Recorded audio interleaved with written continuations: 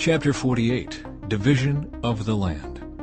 Here is the list of the tribes of Israel and the territory each is to receive. The territory of Dan is in the extreme north. Its boundary line follows the Hethlon road to Lebo-Hamath and then runs on to Hazar-Enon on the border of Damascus, with Hamath to the north. Dan's territory extends all the way across the land of Israel from east to west. Asher's territory lies south of Dan's and also extends from east to west. Naphtali's land lies south of Asher's, also extending from east to west. Then comes Manasseh, south of Naphtali, and its territory also extends from east to west. South of Manasseh is Ephraim, and then Reuben, and then Judah, all of whose boundaries extend from east to west. South of Judah is the land set aside for a special purpose. It will be 8 1/3 miles wide and will extend as far east and west as the tribal territories, with the temple at the center. The area set aside for the Lord's temple will be 8 1/3 miles long and 6 2/3 miles wide. For the priests, there will be a strip of land measuring 8 1/3 miles long by 3 1/3 miles wide, with the Lord's temple at the center. This area is set aside for the ordained priests, the descendants of Zadok, who served me faithfully and did not go astray with the people of Israel and the rest of the Levites. It will be their special portion when the land is distributed, the most sacred land of all. Next to the priests' territory will lie the land where the other Levites will live. The land allotted to the Levites will be the same size and shape as that belonging to the priests, 8 1/3 miles long and 3 1/3 miles wide. Together these portions of land will measure 8 1/3 miles long by 6 2/3 miles wide. None of this special land may ever be sold or traded or used by others, for it belongs to the Lord. It is set apart as holy. An additional strip of land 8 1/3 miles long by 1 2/3 miles wide, south of the sacred temple area, will be allotted for public use, homes, pasture lands, and common lands, with a city at the center.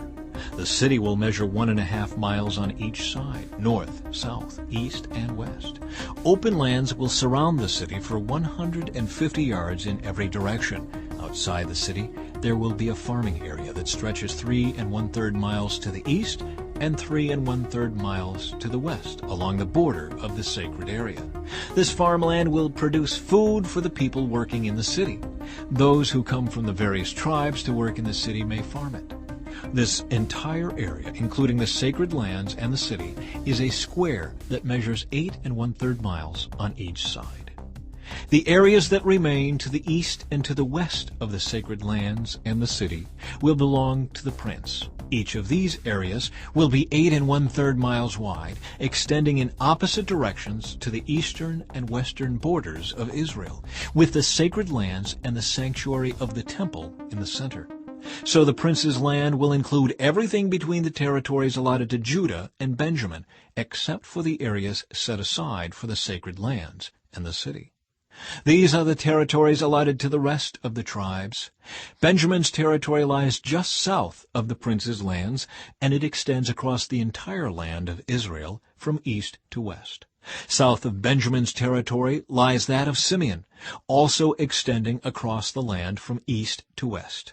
Next is the territory of Issachar, with the same eastern and western boundaries.